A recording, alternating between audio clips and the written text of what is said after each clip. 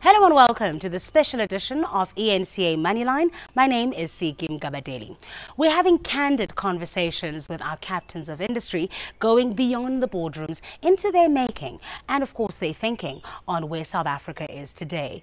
We meet Ketso Gordon, who is an activist both in business and politically. He's ruffled a few feathers. He's certainly a no-shrinking violet. You'll be aware of his battle with the board of PPC. He was also very active in the struggle against apartheid. Let's go meet him. Up until recently, Ketso Gordon was CEO of cement company PPC. He resigned from his position in the company in September 2014 after the company's board rejected his attempt to oust finance chief Trifosa Romano. Prior to PPC, Gordon spent some time as executive director and head of private equity at Rand Merchant Bank. He's the former Johannesburg city manager. In 1994, he was appointed advisor to former Transport Minister Mac Maharaj, and in the following year, he became Director General in the department. Gordon is credited with dramatically changing the Transport Department, trimming it to one-third of its original size. As Johannesburg City Manager, he was responsible for the Egoli 2002 plan aimed at running the city as a business. In the 1980s, Mr. Gordon was a United Democratic Front organizer in Natal. After the ANC's unbanning, he moved to the party's Economic Policy Department. Thank you so much for meeting with us. It's such a pleasure. How would you describe yourself? As a very serious, fun-loving, caring person. So, would you say that some people would say the same about you, or would they say you're a little difficult? I think many people would say I'm very difficult, have a big ego, strong-willed, but I think most people will agree that I'm caring and fun. Tell us about your early days. Where did you grow up? I grew up in the center of Durban, in the inner city, the sort of the Fordsburg equivalent in Johannesburg, and grew up in an extended family. So I lived with my grandparents, my dad, my mum, his brother, his sister. So it was one big happy family. And it was typical, I suppose, at that time that families would live together, extended family. Yeah, no, amongst the Indian community in Durban, it was a very normal thing that you would have, 3 generations of people living in the same household.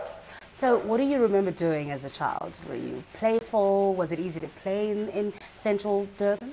Yeah, we basically grew up on the street corner. I mean, that was the place to hang out, that was the place to be. And, I explain to people today that most of what I learned on the street corners of Prince Edward Street, which is the name of the street I grew up in. Many of the people who are my closest friends I met on the street corner. Wow. And, I learned a lot of skills, how to negotiate, how to socialize, how to lead, all of that on the street corner. Did you like school? School was okay. I mean, and I got, I did well in school until I got politically involved in high school. And then I lost sort of interest in schooling and was more interested in, changing the country. So when did you become aware of the political landscape in South Africa? So as I explained, I grew up in this extended family.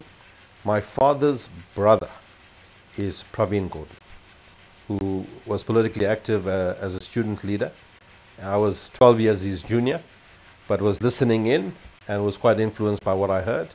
Went along to some early meetings and rallies, and that's how I got involved. So do you remember what your first political act was? I think it was, if I sort of think about a meaningful thing, it was going to a local stadium in 1974 to celebrate the victory of Frelimo in Mozambique. Wow.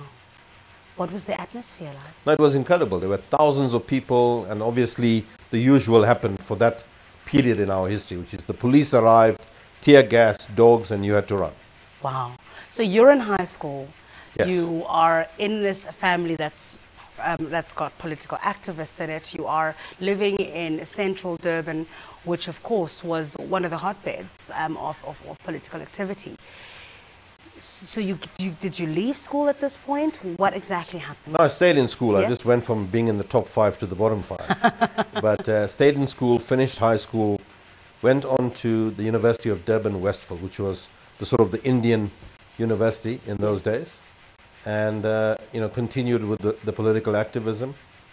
I was on the Students' Representative Council, In those days, we were in the sort of in the democratic movement. You were allocated a responsibility. Okay. So during my time at university, I was allocated the responsibility to work in a colored township just outside of Durban called Newlands East. So I used to be there pretty much 7 days a week, organizing the youth or organizing the residents association, and organized the tricameral elections that took place in the early 80s. So, you know, that entire period is one big sort of mobilizing, organizing, you know, running campaigns sort of period in my life. And what do you think that taught you? And what sort of skills do you think that's given you in later life? Like I was saying, I mean, you learn the most important things. You learn about what's going on in the real world, because you're on the street, you are in the township, you're talking to ordinary people. So you get to understand what's really happening in the world. Secondly, you know, I spent a lot of those years organizing. So you end up being a good organizer and a good manager and understanding how to bring people together and how to make things happen, you know, which has been a theme, you know, that has gone with me throughout my life. You definitely learn how to negotiate, because firstly you're negotiating either with the police because they want to interrupt your demonstration, or with the city council because you're fighting about rents, or with the bus company about, you know, bus fares. So you're always negotiating and trying to represent the community against the authorities. So I would say I learned how to manage, I learned how to organize, learned how to negotiate. At what point did you realize that things were at a turning point, that we're about to see the dawn of a new South Africa? I think for me it was during the second emergency, which was in the 1987 period. You know, I just thought the world is changing. We are becoming truly an ungovernable country. The financial impact from the sanctions was beginning to bite the economy. You know, you just had a sense that the world was moving, not just South Africa. And that's the first time I felt optimistic that change was possible.